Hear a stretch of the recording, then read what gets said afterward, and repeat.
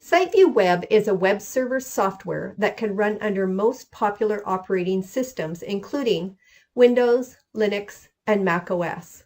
It can accommodate MicroEdge's data loggers and bring them online. System diagram. SiteView Web can be installed in a Windows, Linux, or Mac OS machine, and that machine is connected to your local network. PreciseLog data loggers will join the local network through its Wi-Fi module. SiteLog or iLog data loggers will use a USB device server to connect to the local network. A USB device server can be a SiteView with USB device service turned on, or one of these USB device server hardwares. Users can visit the system from a web browser on their device by entering the IP address of the web server machine. Access SiteView Web. Open a web browser.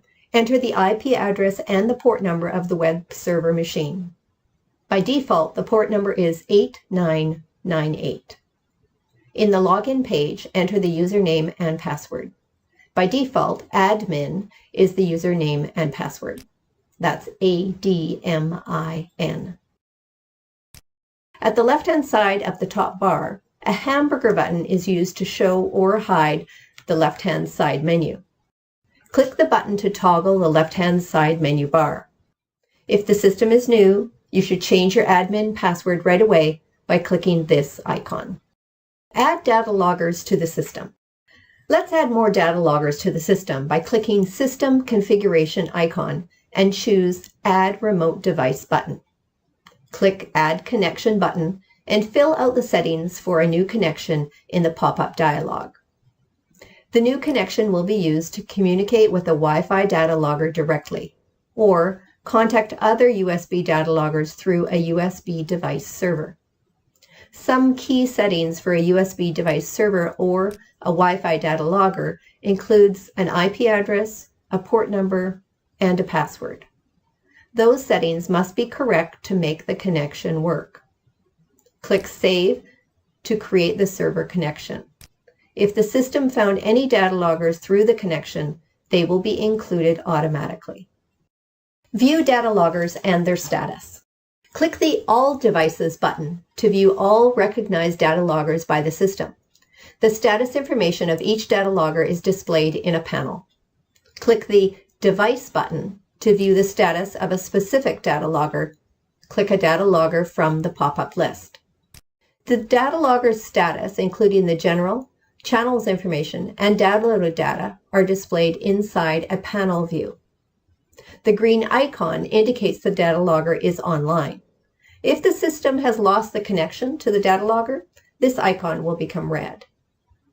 Click these icons to view the alarm status, change alarm settings, and configure for a new logging session. The description of the data logger and its channels are editable. You can click these icons to change them. Click the plus icon to add the channel readings to the dashboard. Click Yes to confirm it. Once the reading was added to the dashboard, the plus icon will change to a minus icon. You can click it to remove the reading from the dashboard. Now, click the dashboard button to go to the dashboard page. The readings from the two channels were added to the lower section of the dashboard. Switch back to the logger's status page. Database files for all logging sessions are listed in the Downloaded Data section. Click the View button to display the data in graphic view.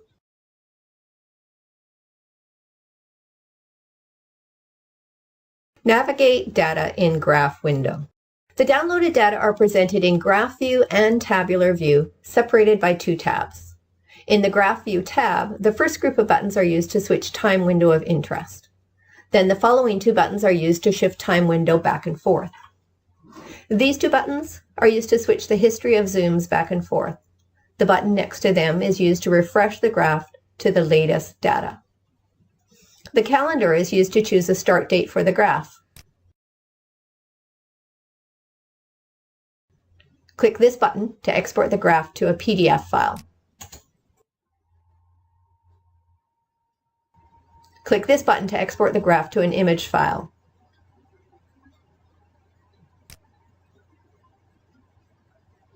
And next to export the graph to a CSV file.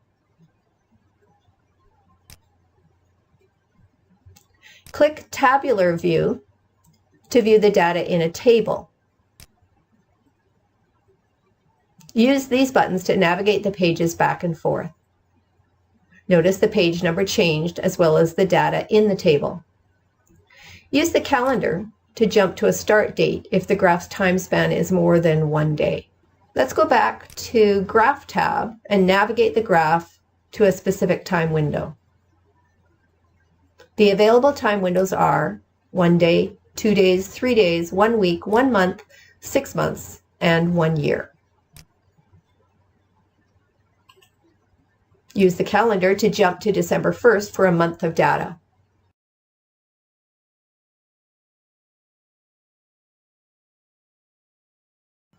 To zoom in on the graph, find a place to start first. Then press the mouse and hold it. Move the mouse to a new location and release the mouse.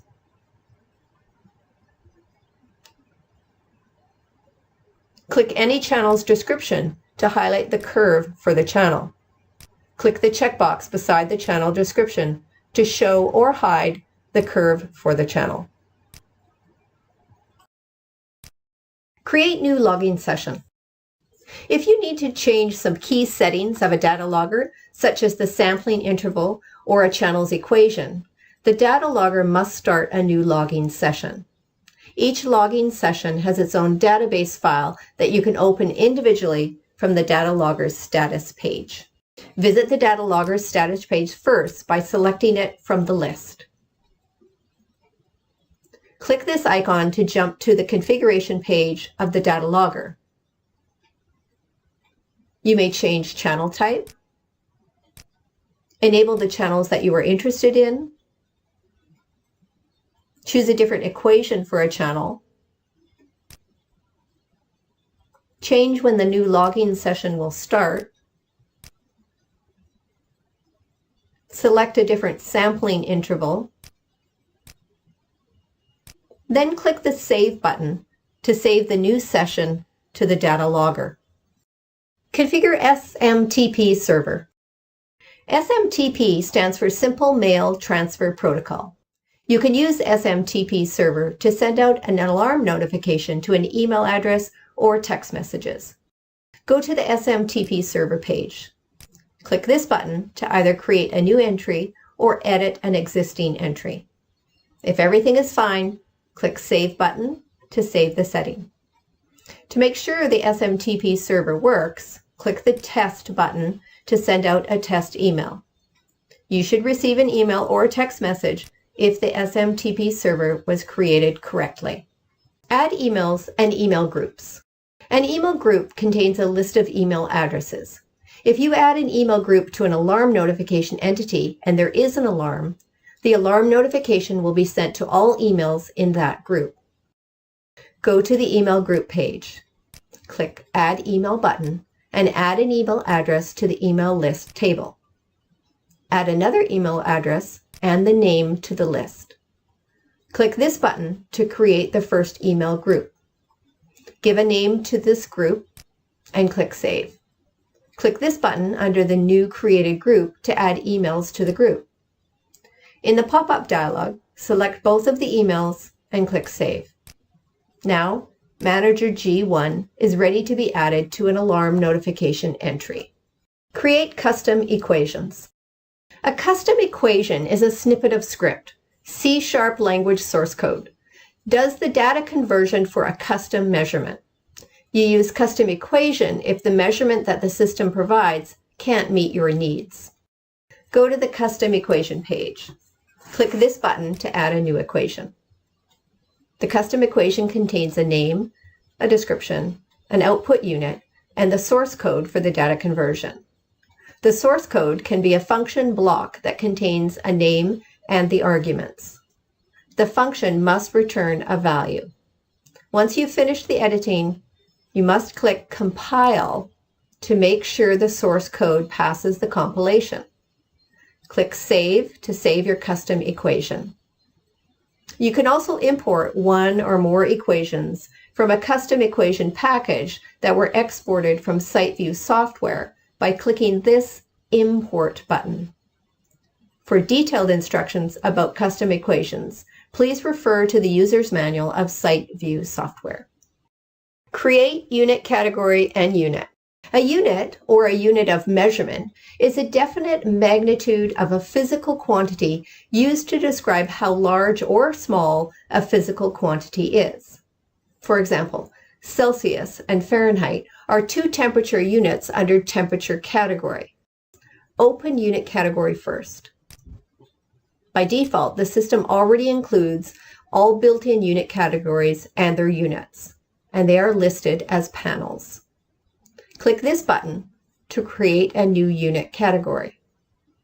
Give a name and select Save. Scroll down to find the new created unit category and click this button to enter it. Click this button to add a unit under this unit category.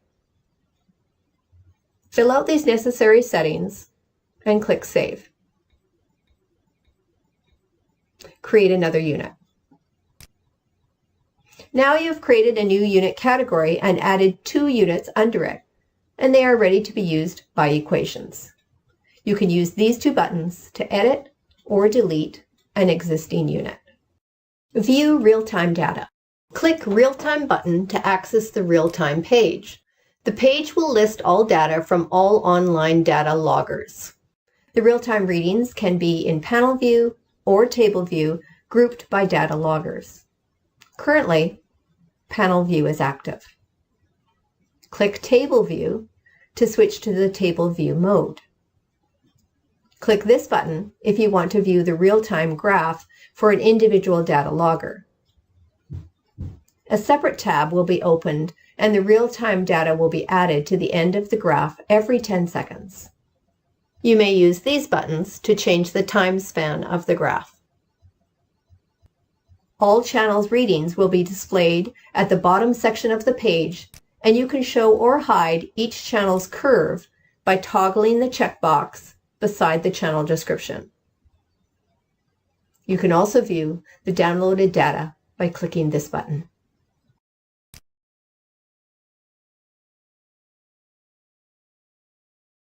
View downloaded data from System DB. Click Database to enter the System Database page. All database files are listed under each data logger that they belong to. The green icon indicates the database is for the current logging session and it cannot be deleted. The red icon indicates the database is for a previous logging session. Click the Delete button to delete the database or Download button to download the database. Click this link to open the database. Set up device alarm. Visit a device's status page and click the Alarm Setting button to visit the alarm setting page for this device. You must enable the device alarm by checking this checkbox if you want any of the below alarms to occur. You must select an email group so that any alarm notification can be sent out.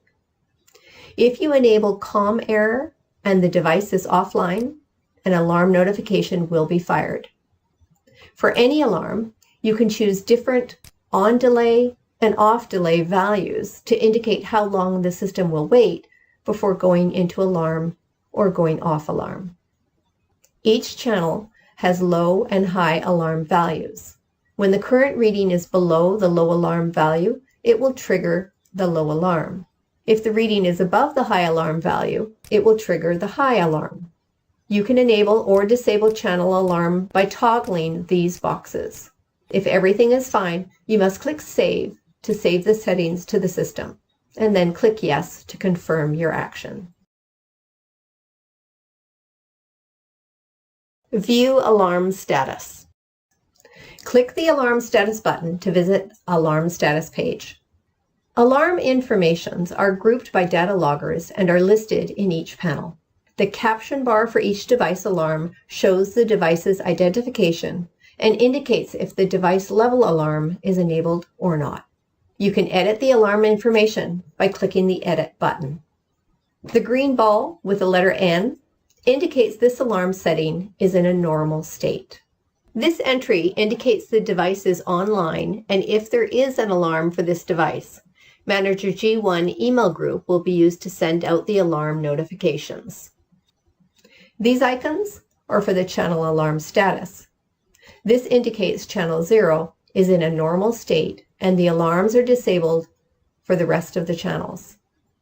Click the Help button to learn the meaning of all alarm statuses. View and change administrator's settings. Open the Settings dialog by clicking Admin Settings menu. You can change your email address by clicking this button and change your password by clicking this button. You can disable or enable Reset Password feature by toggling this button. If the following conditions are met, a Reset Password button will be displayed on the login page, allowing the system to send out a temporary password to your email. Reset Password is enabled, the admin's email is valid, your SMTP server was configured correctly. You can change the color theme of the website by clicking this button. Currently, it is in dark theme. Click it to change to light theme. Now let's change it back to dark theme. As the administrator, you can add more users to the system and give them different privileges. Click this button to add a new user. Enter the username. Select the user type from the drop-down menu. Available options are Manager, Operator, and Viewer. Click the Help button to learn the privileges for those user types. Enter the email address, password, and click Save to add the new user. You can edit all users' settings, change their password, and delete them by using these buttons. You can also manage all devices by enabling them or disabling them. If a device is disabled, it will not be visible by users and the system will not download their data either. Create your own space. Click My Room to access your space. This is the home page of your space from which you can add controls and add more links to unlimited subspaces. In order to edit the page, you must check this box to enter the design screen mode. Once you're in the screen design mode, the top bar and the left bar will be displayed for you to design the space. You can drag any control on the top bar and drop it to an available grid. Those controls are Reading, one or more readings from a data logger. Alarm status, one or more alarm status from a data logger. Page link, a hyperlink to a new or an existing page. Label, static label. Let's add some reading controls to the screen by dragging and dropping them onto available grids. In the pop-up dialog, you select a data logger from the list and select channels you want to include.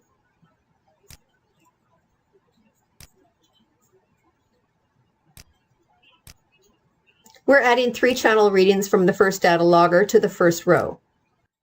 Now we're about to add another 3 channel readings from the second data logger to the second row.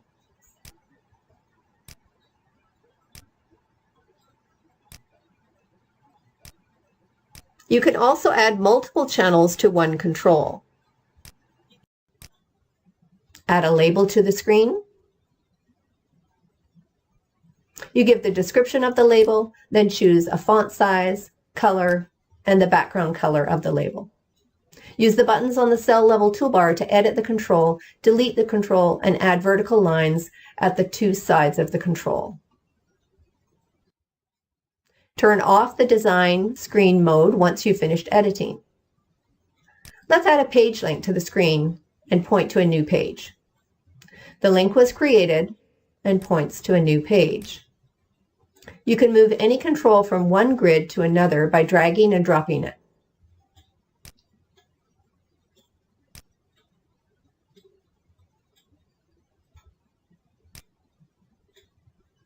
Let's add a label to see how it can be formatted. You can use CSS style sheet language and Bootstrap 4 directives to format the text like this.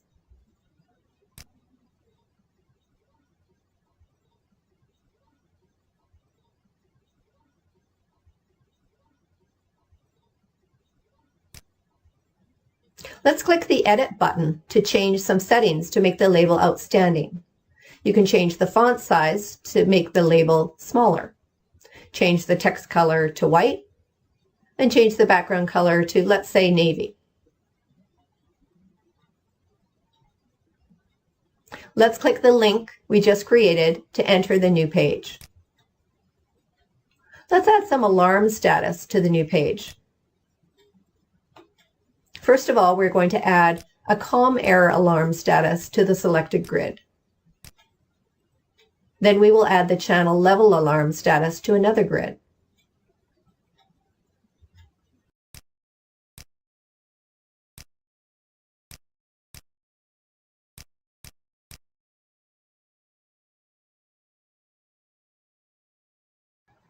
On the caption bar of each space, the first button is used to change the space's name. The second button is used to share this page to other users, separated by commas. If you share a page to other users, your page link will be displayed in their dashboard, and they can view your page. View Diagnostic Log. Click the menu to visit the Diagnostic Log page. Use these buttons to switch to a different day. Click this button to delete logs older than 30 days. View Alarm Events. Click the Alarm Events button to enter Alarm Events page. Use these buttons to navigate to a different day. Click Load More to load more alarm events if there are more events in the current day.